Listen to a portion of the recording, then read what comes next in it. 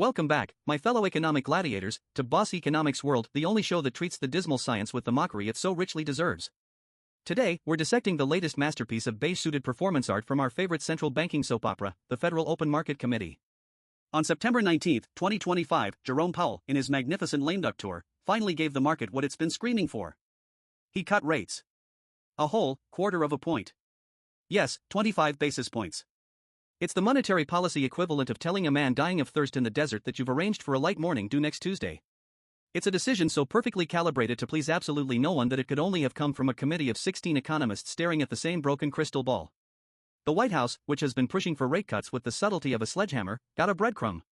The inflation hawks, who see the ghost of Arthur Burns in every uptick in the price of avocado toast, are clutching their pearls. And the market?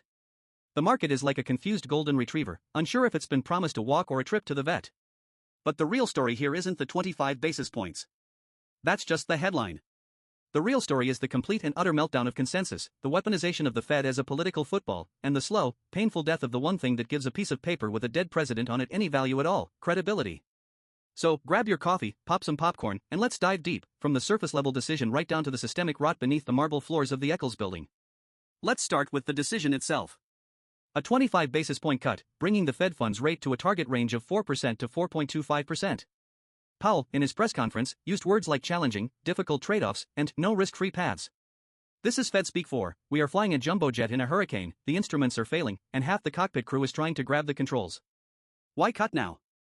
The official narrative is a classic two-act play. Act 1, the faltering labor market. For the past year, the Fed's mantra has been the strong labor market gives us room to fight inflation. They could keep rates high because, hey, everyone who wanted a job had one, right? But the latest jobs reports, let's imagine the August 2025 numbers came in with a net gain of just 50,000 jobs, and the unemployment rate ticked up to 4.5%, suddenly changed the tune. The employment side of their famous dual mandate was flashing red. Powell had to act, lest he be remembered as the man who fiddled with inflation while Main Street burned. Act 2, lingering inflation. But wait. What about the other side of the mandate? Let's look at the data that would be haunting them. Even in our fictional September 2025, it's not hard to imagine that core PC, their favorite inflation gauge, is still stubbornly stuck around 3.2%.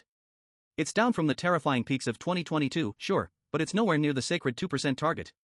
This isn't the transitory inflation of 2021, this is the sticky, gets-in-your-clothes services inflation driven by a decade of underinvestment and demographic shifts. So, you have a weakening labor market on one side and inflation that refuses to die on the other. This is the classic stagflationary dilemma. And what do? You split the difference. You make a tiny cut to show you care about jobs, but you talk tough in the press conference to show you haven't forgotten about inflation. This is what I call the therapeutic rate cut. It's not meant to fundamentally change the economic trajectory. It's meant to manage market psychology and political pressure. It's a symbolic gesture, a 25 basis point Rorschach test where everyone can see what they want to see. The problem is, in an economy this fragile, symbolism doesn't pay the bills. If the rate cut itself was a masterpiece of indecision, the summary of economic projections, specifically the infamous dot plot, is its deranged, abstract companion piece. Look at this thing. It's less of a forecast and more of a Jackson Pollock painting. Each dot represents one official's best guess for where rates should be. And in our 2025 scenario, it's a portrait of a civil war. The median projection calls for 2 more cuts this year. Okay, a dovish tilt. But then you see that 6 officials, a full third of the committee, want no more cuts at all. These are your hawks, the folks who probably still have their whip inflation now buttons from the Ford administration. They're looking at that 3.2% core PCE and saying, the job is not done. Then you have the lone dissenter, Stephen Miran, who didn't just want a cut, he wanted a bigger cut. And on the other extreme, you have one official who wants to slash rates by another 125 basis points before Christmas. This person is clearly ready to party like it's 2008 and Lehman Brothers is still a going concern. What does this tell you? It tells you that the consensus Powell proudly touted is a wafer-thin veneer.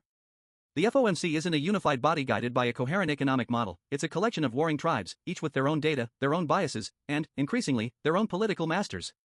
This isn't just a 2025 problem. We saw the seeds of this for years. Remember the 2022 to 2023 hiking cycle? The debate was fierce. Or go back to 2019, when the committee was similarly split on whether to cut rates. But the division described in this 2025 scenario is different. It's deeper. It's philosophical. It's a reflection of the fact that the old economic models are broken. The Phillips curve, the sacred text that says low unemployment causes high inflation, has been a statistical ghost for 15 years. No one agrees on what drives inflation anymore. Is it supply chains? Is it fiscal stimulus? Is it corporate greed? Is it Taylor Swift's concert tickets? When the map is useless, every navigator points in a different direction. And that's what we're seeing in this dot plot, an institution that is fundamentally lost. Now we get to the juicy part. The part that shows this is no longer about economics. It's about raw, naked power. The political pressure cooker surrounding this meeting is so intense, it makes the 1970s showdown between Arthur Burns and Richard Nixon look like a polite disagreement at a garden party. Let's break down the cast of characters in this political thriller. First, you have Chairman Powell, the lame duck ringmaster. His term as chair ends in a few months. He's a dead man walking, and everyone knows it. His only goal is to land the plane without it breaking apart, preserving some semblance of the Fed's independence as his legacy. He's trying to be the adult in the room, talking about unity and data dependence. But he's herding cats in a hurricane.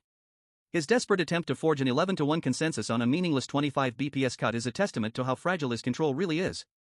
He's not leading, he's surviving. Then, you have the agent of chaos, Governor Stephen Miron. Let's be brutally honest. Miron, a close ally of the president, fast-tracked onto the board just in time for the meeting, isn't there to be a technocrat. He is a political instrument. He is a megaphone for the White House, placed directly inside the monetary sanctum sanctorum. His dissent for a larger cut wasn't an economic argument, it was a political signal. It was a shot across the bow, telling Powell and the world, this is what the president wants, and we are not satisfied. This is a tactic straight out of the authoritarian playbook, erode independent institutions from within. The historical parallel is chilling. Throughout 2018 and 2019, President Trump relentlessly attacked Powell on Twitter for raising rates. It was unprecedented. But what we're seeing in 2025 is the evolution of that strategy. It's no longer just shouting from the outside, it's about getting your people on the inside to sabotage the process. And don't forget the story of Governor Lisa Cook. The fact that her participation was in doubt due to a politically motivated legal battle is a flashing, five-alarm fire. A sitting Fed governor being targeted with unproven allegations in an attempt to oust her? This isn't about monetary policy. It's an attempt to delegitimize and paralyze an entire branch of economic governance. It turns the confirmation process and the rule of law into weapons for political ends. When you have to get a court order just to do your job as a central banker, the idea of independence is already a punchline. So, what's the big picture? What happens when you combine an impossible dual mandate, a deeply divided committee, and unprecedented political interference? You get the erosion of the Fed's most valuable asset, its credibility. Central banking is, at its core, a confidence game. The dollar in your pocket has value because we all collectively believe the Federal Reserve will protect its purchasing power. Their power comes not from their models or their PhDs, but from the market's belief that they will do what is necessary, regardless of political pressure. That is the legacy of Paul Volcker, who crushed inflation in the early 1980s by inducing a painful recession, cementing the Fed's inflation-fighting credentials for a generation. That credibility is now being systematically dismantled. When the president is essentially appointing proxies to the board to agitate for his preferred policy, how could anyone believe the Fed is data dependent? When a governor's seat is subject to political lawfare, how can we believe they are insulated? The market sees this. Global investors see this. And they will begin to demand a higher premium for holding U.S. debt. They will start to question the long-term stability of the dollar. Inflation expectations, which the Fed has fought so hard to keep anchored, will start to drift. Once that happens, the Fed's job becomes exponentially harder. It's the difference between guiding a horse with gentle reins and trying to stop a stampede. And this brings us to the elephant in the room, fiscal dominance. This is the unspoken context for everything. As of late 2025, U.S. federal debt held by the public would be well over 100% of GDP, let's say a conservative $38 trillion. The interest payments on this debt are a colossal line item in the federal budget. Now, do you see the real pressure? Every time the Fed keeps rates high, it blows a multi-hundred-billion-dollar hole in the government's finances. The political pressure to cut rates isn't just about juicing the stock market ahead of an election, it's about making the national debt serviceable. Fiscal dominance is the condition where the central bank is forced to keep interest rates low to accommodate the government's spending and debt, even if it means letting inflation run hot. We are watching this process unfold in real time. The Fed's independence is a polite fiction when it is faced with a fiscal reality of this magnitude. They are slowly but surely becoming the financing arm of the U.S. Treasury, and they know it. Miron's appointment is just the political formalization of this economic reality. So, that 25 basis point cut on a Thursday in September 2025? It wasn't a pivot. It wasn't a policy adjustment. It was a white flag. It was the Fed tacitly admitting that its old tools don't work in this new world. It was a committee revealing its internal fractures to the public. And most importantly, it was a signal that the political infection has spread to the heart of the institution. What Powell is grappling with is the end of the 40-year-long Great Moderation, an era defined by stable growth, low inflation, and independent, technocratic central banking.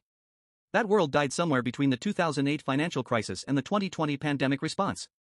We are now in a new era of high debt, volatile inflation, and nakedly political economic policy. The trade-offs are no longer between a little more inflation or a little more unemployment. The trade-offs are now between financial stability and institutional legitimacy. So, what should you, the investor, the professional, the concerned citizen, do? Don't listen to what Powell says. Watch what the political actors around him do. Ignore the dot plot, it's a fantasy. Look at the US budget deficit and the debt trajectory, because that is the Fed's real master. This isn't just another economic cycle. It's a regime change. The era of the all-powerful, independent central bank is over. Welcome to the age of political finance. So, grab your hard assets and hedge your bets, because this is just the opening act. The real fireworks are yet to come. This is Boss Economics World, telling you to keep your assets diversified and your expectations, well, just keep them realistic. Until next time.